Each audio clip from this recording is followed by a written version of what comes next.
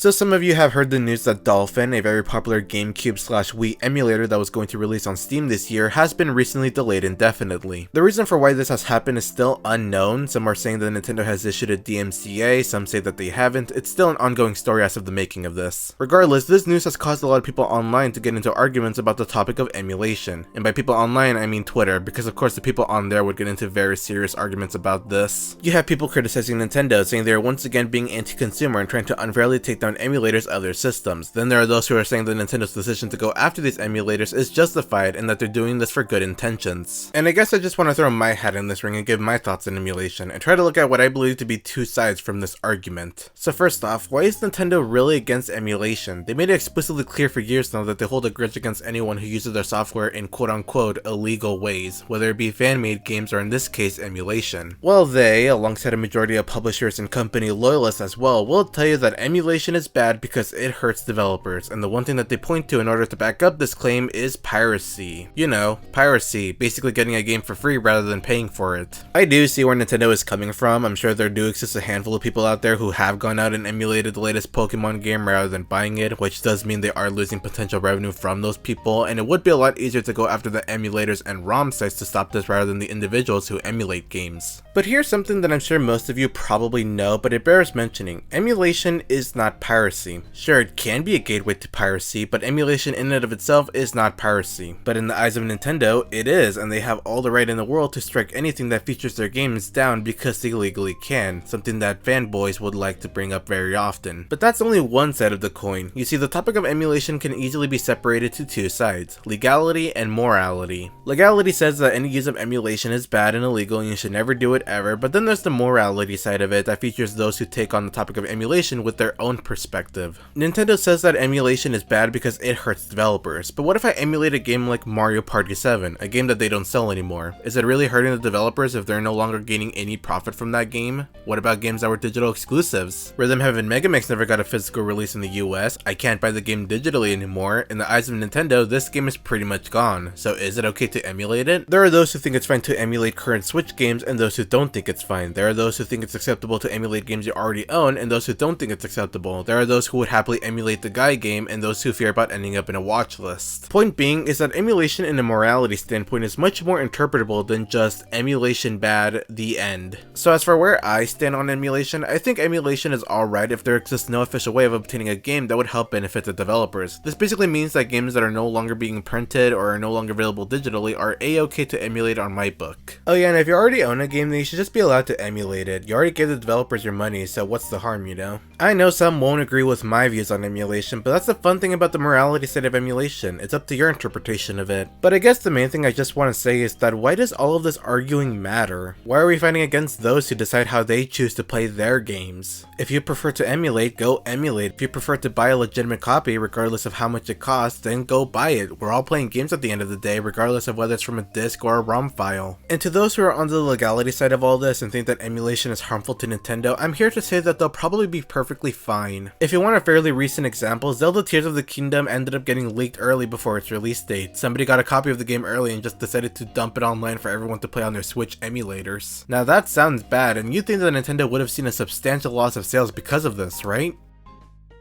10 million copies sold in the first 72 hours. Fastest selling Switch game to date. I don't know, it didn't really seem that the game being dumped online caused that many sales to drop. Regardless, whether it be Nintendo continuing to protect their IPs or people on Twitter always looking to get into some kind of argument in the video game community, it seems that the debate of emulation will be here to stay, for better or for worse. But hey, Nintendo, if you want people to stop emulating Kid Icarus Uprising, why not remaster it, you know? You know what I mean? Am I right, fellow gamer?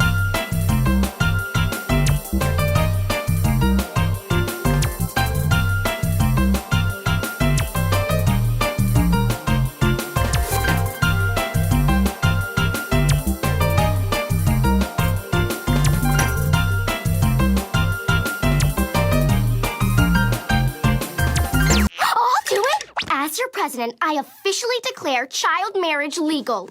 You may kiss the bride.